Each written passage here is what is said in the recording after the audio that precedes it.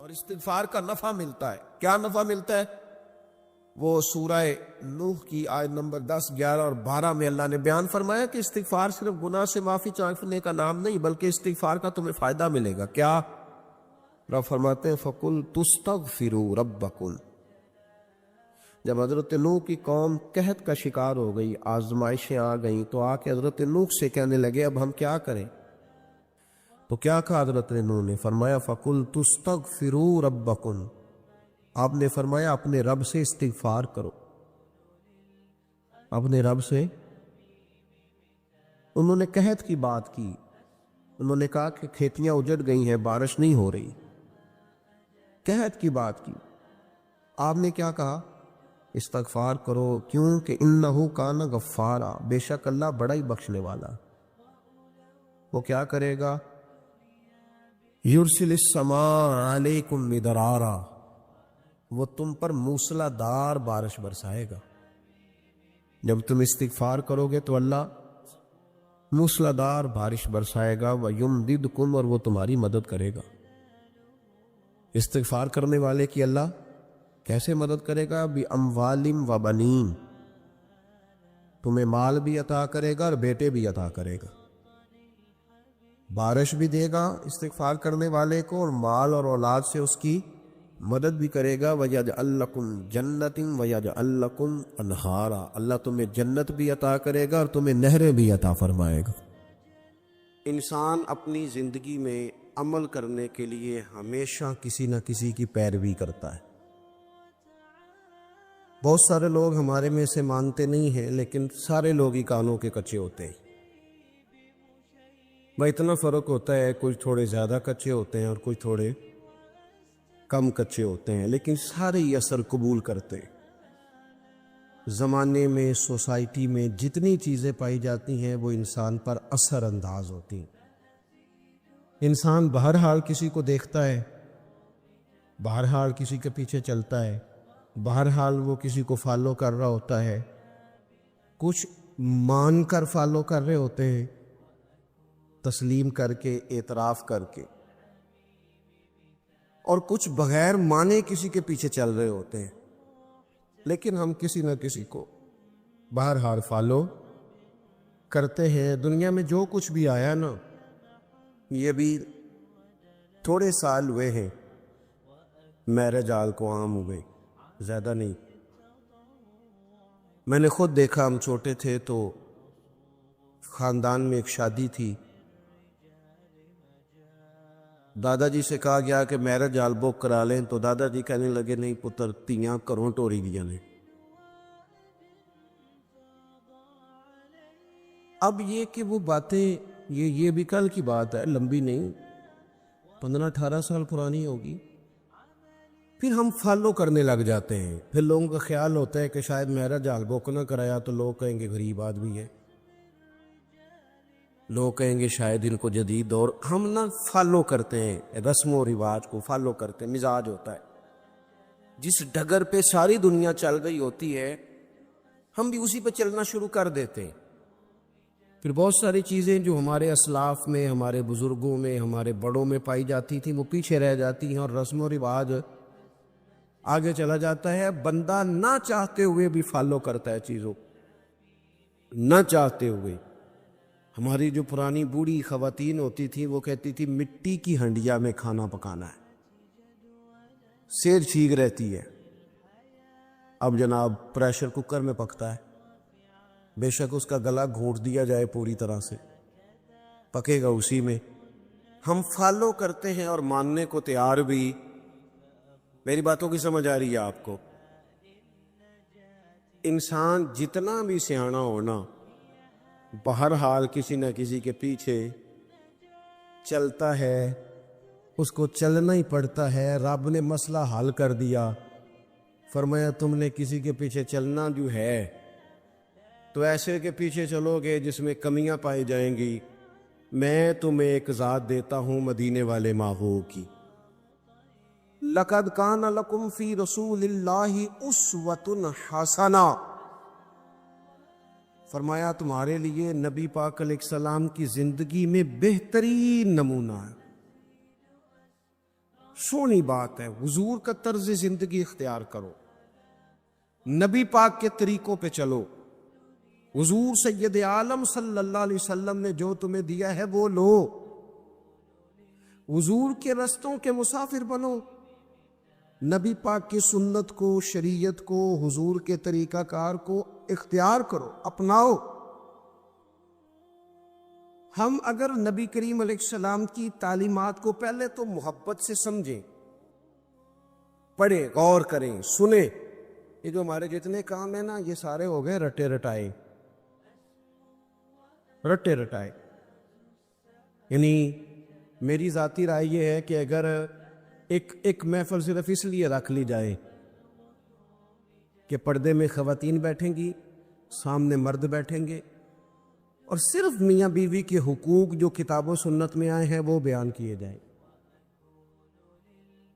ہو سکتا ہے اس پہ واہ واہ کم ہو، نعرے تھوڑے لگے، ویلاں بھی تھوڑیاں ہوں، داد بھی کم ہو، امداد بھی کم ہو سکتا ہے یہ ساری دیہڑی دپے والے معاملات کمزور ہو، لیکن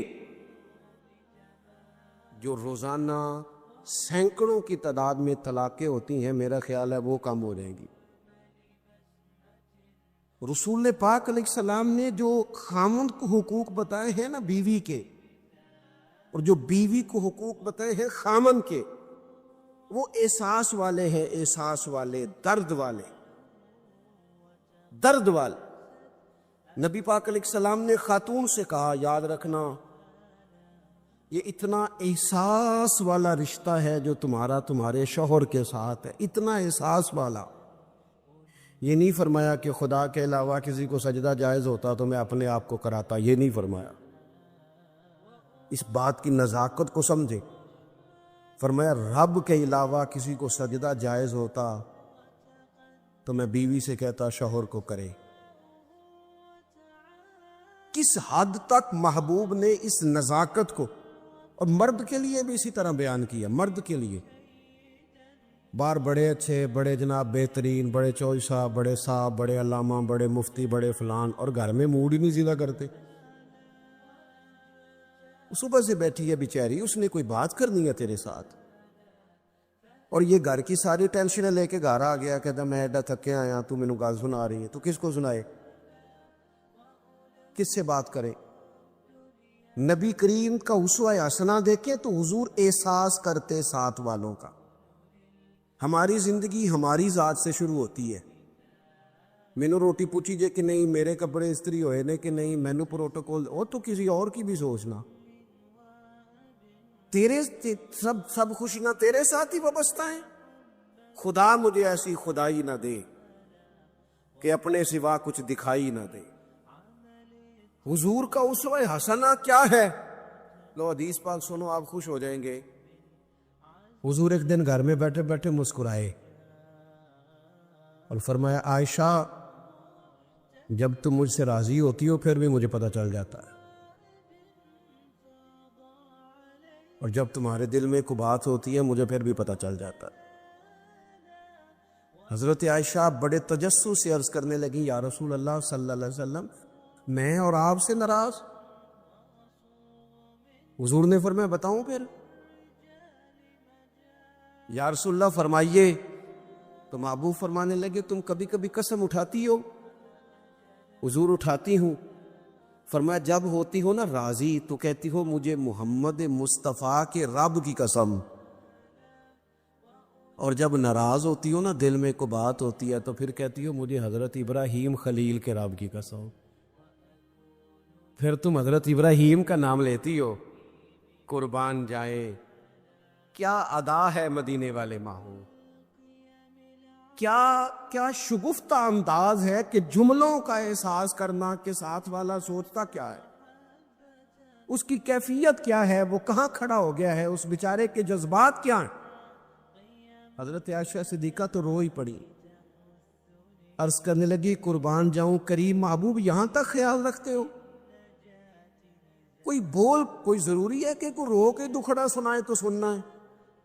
اس کے لفظوں سے غور کرو، اس کے جملوں پر غور کرو، اس کی باتیں دیکھو، اس کی گفتگو کہاں ہے، اور وہ کہاں پہنچ گیا ہے بیچارہ، اس درد کو محسوس کرو۔ حضور فرمانے لگے ہاں مجھے پتہ چل جاتا ہے۔ تو سیدہ عائشہ عرض کرنے لگی یا رسول اللہ پھر قسم ہے مجھے اس رب کی جس نے آپ کو رسول بنایا ہے، میں نام ہی چھوڑتی ہوں پر میرے دل میں ہمیشہ مدینے والے رسول موجود رہتے ہیں۔ تھوڑا سا نا حضور کا اسوہ حسنہ ہمیں زیادہ مشکل بار نہیں ہے، گھروں میں ہے، زیادہ مشکل بار نہیں، زیادہ مشکل گھر میں۔ آپ سنیں جی اللہ خوش رکھے، اور میں جانا تو میرا کام جانو، اللہ آپ کو خوش رکھے۔ تھوڑا ڈاڈا ہوں، آپ میری بات پر توجہ کریں۔ عزیز دوست، ہوتا یہ ہے بس صرف اس معاملے ڈاڈا ہوں، باقی اللہ معاف فرمائے، باقی کام سادہ ہی ہے۔ آپ پریشان ہو گئے، بلکہ زیادہ پریشان ہو گیا بعض دوست، کہ پتہ نہیں کیوں ڈاڈے ہیں، بڑے سادے ہیں جی، اللہ تعالیٰ ہم سے درگزر کرے، بس قبول کرے۔ آپ غور کریں کہ کیا کہہ رہا ہوں۔ دیکھو ہمیں نا زیادہ مسائل گھر کے اندر ہیں، باہر نہیں۔ کچھ بندے ایسے ہوتے ہیں جو زیادہ وزادار ہوتے ہیں، پردہ رکھتے ہیں، پسند نہیں کرتے، ورنہ گھروں کے اندر کی پریشانیاں بندے کو باہر بھی کمزور کر دیتی ہیں۔ یہ جو باہر بندے بڑے تلخ ہوتے ہیں نا، موٹر سائیکلوں کی ٹکر ہوتی ہے، یہ بیچارے گھر میں پریشان ہوتے ہیں۔ جانے کس عمر میں جائے گی یہ عادت میری، روٹھنا اس سے تو اوروں سے الجھتے پھرنا۔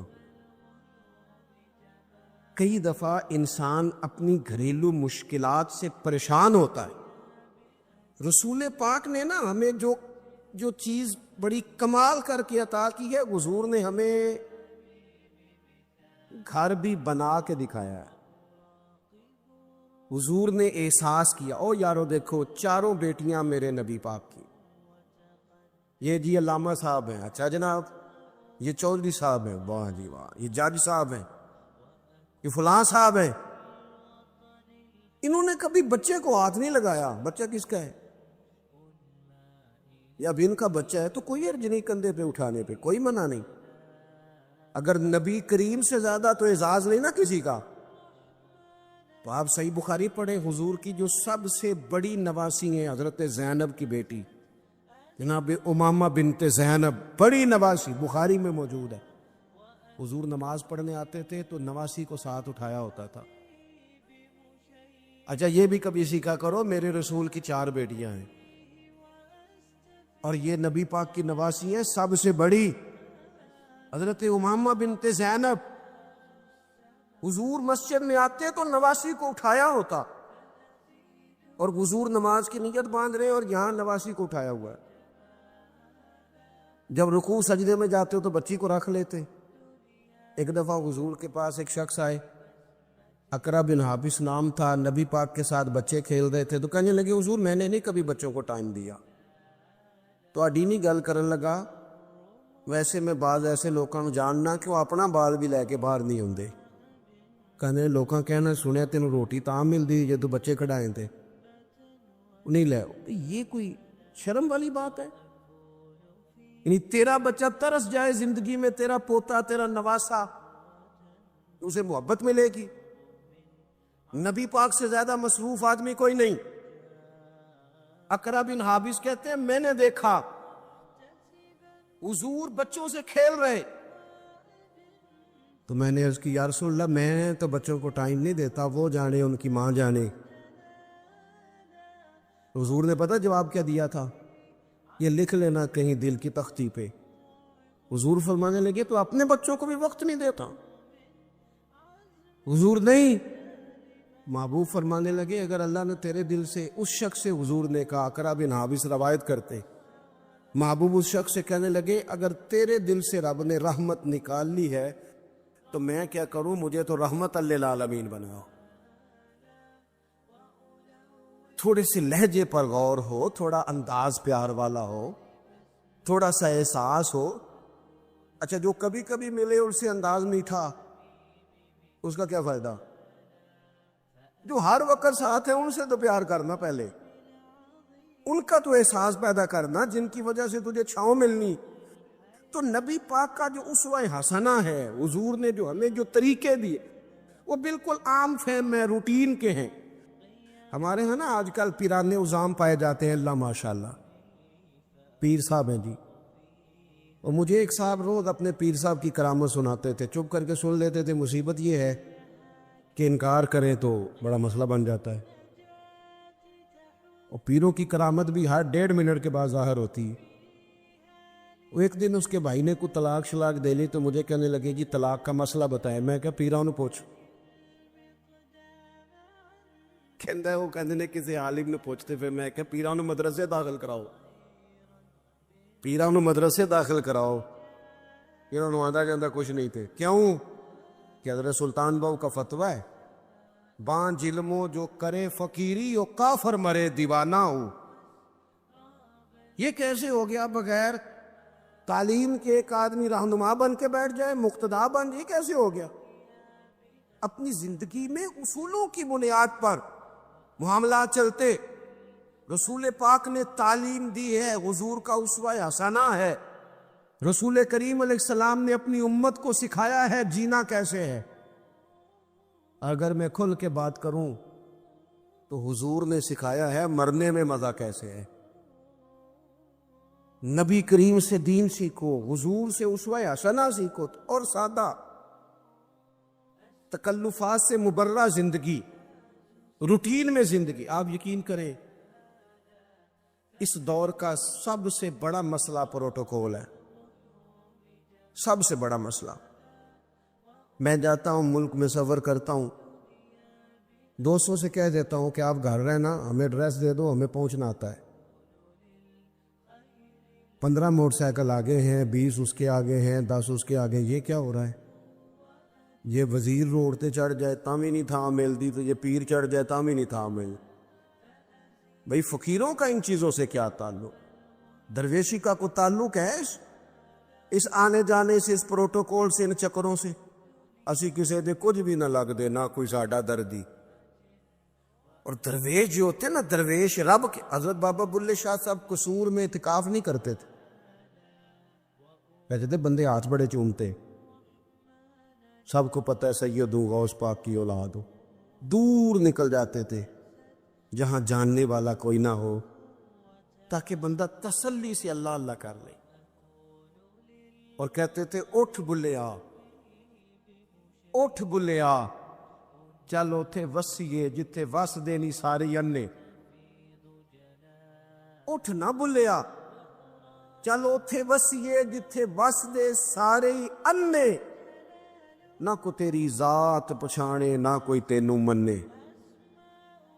اپنی زندگی حضور نے جو دیکھے نا، ایک صحابی حضرت ابو شعیب رضی اللہ تعالیٰ عنہ، حضور کا چہرہ دیکھا تو محسوس ہوا کہ محبوب نے کئی دنوں سے کھانا نہیں کھایا. میٹھا کھانا بھی سنت ہے، پر فاقہ کرنا بھی سنت ہے جی، یہ بھی سنت ہے حضور کی. اور نبی پاک فقیری پر مجبور نہیں. حضور تو کائنات کے خزانوں کے مالک ہیں، لیکن اللہ سے مانگ کے لیا فقر میرے نبی پاک. کہا ہے اللہ ایک وقت روٹی دے، ایک وقت فاقہ دے. یہ سادگی، یہ عاجزی، یہ حضور کی پسند ہے.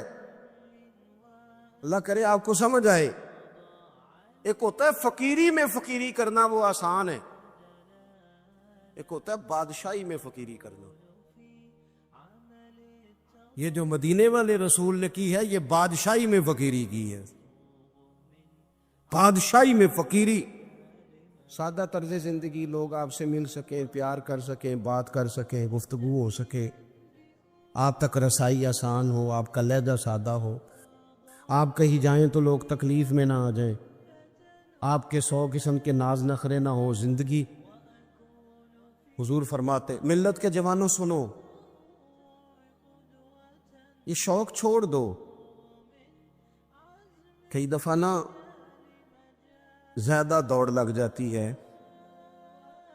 تو پیسہ مل جاتا ہے، رشتے پیچھے رہ جاتے ہیں. اس طرح ہوتا ہے کہ وہ ہم دیکھ دیکھ کے نا لوگوں کے مال و دولت کو تو اپنا اس طرح کا مزاج بنا لیتے ہیں کہ وہ ہر چیز دولت کے ترازو میں تلنے لگتی ہے، انسان کمزور پڑ جاتا ہے، مادیت کے رشتے غالب آتے ہیں، روحانیت پیچھے رہ جاتی۔ اللہ کے محبوب علیہ السلام نے فرمایا کہ میرے پاس جبریل امین حاضر ہوئے تھے اور مجھے اختیار دیا گیا، میں چاہوں تو نبی اور بادشاہ بن جاؤں۔ حضرت یوسف علیہ السلام نبی بھی ہیں، بادشاہ بھی ہیں، جناب سلیمان علیہ السلام نبی بھی ہیں، بادشاہ بھی ہیں۔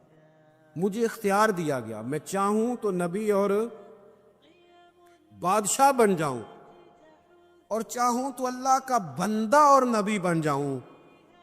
حضور فرماتے ہیں میں نے بادشاہی قبول نہیں کی، رب کی بندگی قبول کی۔ بندگی عبدہ و رسولہ، بندگی قبول کی ہے۔ ماں کے لیے انسان ٹائم نکالے، باپ کے لیے ٹائم نکالے، بہن بھائیوں کے لیے ٹائم نکالے، بیوی بچوں کے لیے ٹائم نکالے، دوست احباب سے وہ مسکرائے، بات کرے، وہ کسی کے دکھ درد میں کام آ۔ حضور تیمارداری کرتے تھے، کسی کے ہاں چلے جاتے تھے، نبی پاک علیہ الصلوۃ والسلام اشک شوئی کرتے تھے، ایک پلیٹ کے اندر غلام کے ساتھ بیٹھ کے کھانا کھا لیتے تھے۔ نبی کریم صلی اللہ تعالی علیہ وسلم نے ہمیں جو اسوہ حسنہ دیا وہ قابل عمل دیا ہے، ہم دور نکل گئے ہیں، ہم آزمائش میں آ گئے ہیں۔ ہم لوگوں نے جان بوجھ کے ذاتی طور پر ہی اپنا کچھ اعزاز بنا لیا ہے، وہ ہماری جان نہیں چھوڑ رہا۔ میں نے باتیں زیادہ نہیں کرنی، تقریریں پیٹ بھرنے کو نہیں ہوتی، عمل کرنے کو ہوتی ہے۔ مقصود کوئی مسئلہ سمجھانا ہے، میں آپ کو جو بات سمجھا رہا ہوں آپ اس پر غور کریں، میں کسی بھی موقع پر اپنی بات کو بڑی جلدی سمیٹ دوں گا۔ یاد رکھنا حضور کا جو حضرت ابو شعیب رضی اللہ تعالیٰ عنہ کہتے ہیں کہ بھئی جو دروازے میں دوست کھڑے ہیں یہ بیٹھ جائیں، نہیں آپ نے پیچھے دیکھیں جی تہاڈی نہیں گل، تسی نہیں ویکھنا جی، کمال ہو گئی، تہاڈی تو میری تیاری لگ گئی ہے، تو آپ لوگ بیٹھ جائیں جی دروازے میں جو ہیں، بس جی بس دیکھیں نا مسئلہ مک بھی گیا ہے، انی کو تو گل سی۔ آپ توجہ کریں، حضرت ابو شعیب رضی اللہ تعالیٰ عنہ فرماتے ہیں کہ محبوب کے نا چہرہ نور پہ میں نے دیکھا کہ محسوس ہوا کہ 2-4 دن سے کھانا نہیں کھایا۔ میں نے نا فٹافٹ بندے گنے حضور کے ساتھ کتنے، گھر میں نے کہا 5 لوگوں کا کھانا پکاؤ۔ یہ ذرا بات کو سمجھنا، کہتے ہیں نبی کریم علیہ السلام کو میں نے جا کے عرض کی حضور کھانا پک گیا، تشریف لے آئیں۔ حضور تشریف لا رہے 4 لوگوں کے ساتھ، اچانک ایک صاحب ملنے آئے تھے وہ بھی ساتھ ہو گئے۔ اب حضور نے میزبان سے پتہ کیا فرمایا؟ فرمایا یہ آپ نے شمار نہیں کیے تھے، اگر آپ اجازت دیتے ہیں تو آ جاتے ہیں، ورنہ واپس جاتے ہیں، ورنہ واپس جاتے ہیں۔ ایتھے روس پہندے جے منڈے والے، انہوں نے آخی نا تسی بندے زیادہ لے آندے، پھر تو کہیں تسی روٹی بھی نہیں دے سکتے، تے میرا سوال ہے تمہیں گھروں نہیں لبدی، کڑی والے کو ہی کھانی جے؟ خدا کے بندو اتنا بوجھ ڈالو گے؟ کس نے تمہیں یہ کہا ہے سارا کچھ کرنے کو؟ اس طرح کی باتیں حضور سید عالم نے وہ اسوہ حسنہ دیا جو آسان ہے، جو سامنے والے کے لیے تکلیف کا باعث نہیں بنتا، جس میں کوئی آدمی بوجھ محسوس نہیں کرتا، لوگ تکلفات کا شکار نہیں ہوتے۔ حضور نے فرمایا آپ کہتے ہیں تو آ جاتے ہیں، ورنہ واپس جاتے ہیں۔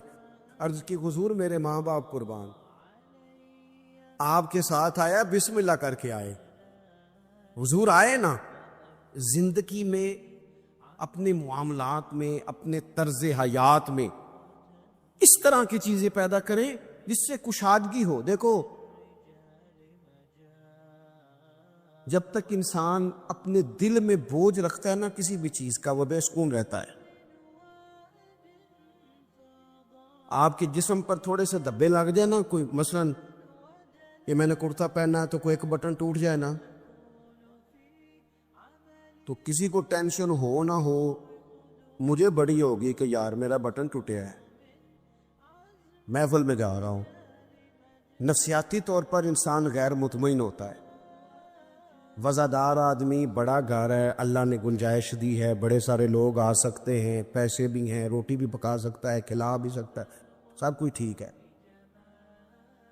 لیکن اگر کوئی بندہ بالکل دروازے پہ آ کے کہنا میں آ گیا ہوں، تو وہ اتنا وزادار بندہ بھی، ڈیرے دار بھی برا محسوس کرتا ہے، کہتا ہے پہلے بتانا چاہیے تھا۔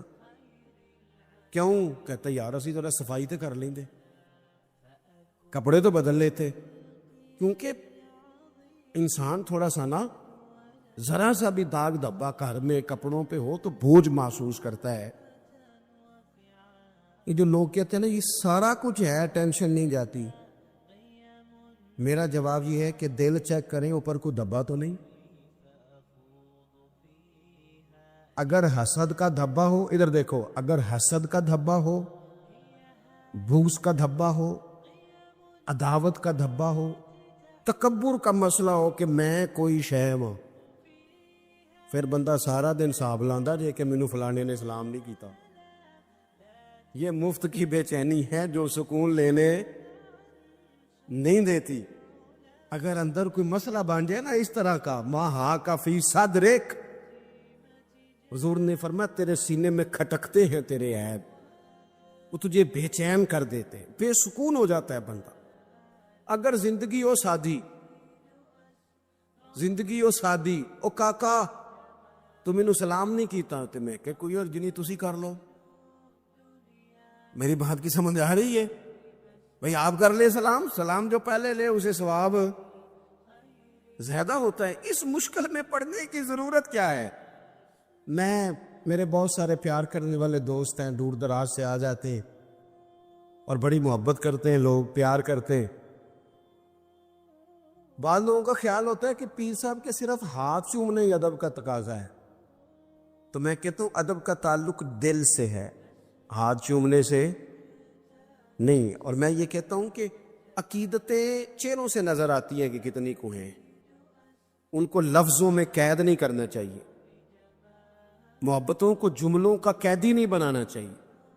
تکلفات والی زندگی جو ہوتی ہے وہ تکلفات، وہ اللہ خیر کرے، ہمارے یہاں بڑے بڑے اونچے اونچے لقب، بڑی بڑی باتیں، نقیب محفل کر رہا فلاں صاحب آ گئے، او بھائی تو ٹھہر جا، سادی بات کر، جس کو سب کے دل قبول کر لے، تھوڑا مطمئن ہو جائے انسان۔ یہ زندگی مشکلات والی، اس سے بندہ باہر آئے، اپنے دل سے یہ ساری چیزیں نکال دے۔ آپ یقین کریں حضور علیہ السلام نا تربیت کرتے تھے کہ صبح جب اٹھو نا تو اپنے دل کا جائزہ لو کہ بالکل صاف ہے، اور یہاں تک حضور نے فرمایا کہ اپنی بیوی سے بغض نہ رکھنا، فرمایا اگر اس کی ایک بات تمہیں نا پسند ہے تو اس پر غور کر لو جو تمہیں پسند ہے، لیکن کسی ایک آدھ بات کی وجہ سے بغض نہ پیدا کر لینا، مقابلے میں نہ اتر آنا۔ وہ ساڈے یہاں ایک فخر اور بھی ہے، وہ منڈا کہندا ہے جی میں کدی سہریاں دے گھر نہیں گیا، میں تے باہر ہی لا کے آ جانا۔ میں کیا کوئی کمال ہے؟ کسی کی بیٹی کو بنیاد بنا کر عزت کرا لینا یہ تو کوئی مشکل کام نہیں، کوئی بات ہے کرنے والی؟ اللہ کے رسول نے تو فرمایا سسر تیرا باپ ہے، استاد تیرا باپ ہے، تو فخر بتا رہی، فخر والی بات ہے؟ یہ تو تجھے تھوڑا سا شرم کر کے بات بتانی چاہیے۔ کس طرح کی چیزوں کو ہم نے اپنا اعزاز بنا لیا، کس چیز کو باعث فخر، کو باعث فخر باتیں؟ میرے دوستو دلوں میں کسی کے لیے کوئی بات نہ ہو۔ نبی پاک علیہ السلام نے فرمایا اے انس میرے بیٹے، یہ حضور اپنے غلام کو بیٹا کہہ رہے ہیں، یا بنیا کہتے تھے جناب انس بن مالک، اے انس اے میرے بیٹے، تم سے ہو سکے تو صبح اس حال میں کرنا کہ تمہارے دل میں کسی کا بغض نہ ہو۔ اور اگلے لفظ کیا ہیں؟ حضور فرمانے لگے یہ میری سنت ہے، اور جس نے میری سنت سے محبت کی اسی نے مجھ سے محبت کی ہے. میرا مسواک لے کے دانت صاف کرنا ہی سنت نہیں، دل صاف کرنا بھی سنت ہے. دل صاف کرنا بھی سنت ہے، یہ بھی ترمذی کی حدیث میں موجود ہے. میں بس بات ختم کرنے لگا ہوں، آپ غور کریں گے. حضرت عبداللہ ابن عمر کہتے ہیں ہم نبی پاک کی بارگاہ میں بیٹھے تھے، دو لوگ. آپ توجہ کریں جی، میری آپ ایک بات بھی سمجھ گئے نا. دیکھیں آپ کتنے سارے لوگ ماشاءاللہ آئے اور اتنی محبت سے آپ آئے. اگر ایک بات آج اپنی ہم تربیت کر لیں، ایک زیادہ نہیں، ایک بات اگر جلسوں کو کانوں کی لذت سمجھ کے نہ لو، خدا رہا بڑی ہو گئی تقریریں، بڑی ہو گئی باتیں، بڑے ہو گئے نعرے. دین تو عمل کے لیے آیا ہے. اب اس کی عملی صورتوں پر بھی آئے نا. میں اکثر دوستوں سے پوچھتا ہوں، سب نے حدیث سنی ہوئی ہے نا کہ ایک عورت نے کتے کو پانی پلایا تھا تو بخشش ہو گئی تھی، سنی ہے نا. لیکن یہاں سڑک پہ گاڑی سے ٹکرا کے کتا مر جائے نا تو اس کا گوشت گاڑیوں کے ٹائروں سے لگ کے سڑک سے ہٹتا ہے. کوئی بندہ چھڑی کے ساتھ بھی سائڈ پہ نہیں کرتا. کس لیے سنتے ہیں تقریریں؟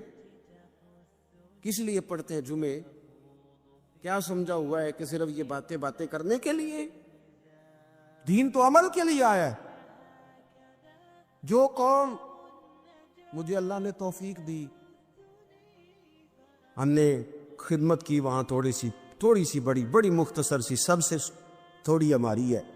سیلاب زدگان کے لیے ہم گئے 2 دفعہ، میں خود بھی گیا اور میرے سنگی تو تسلسل سے وہاں خدمت میں مصروف رہے.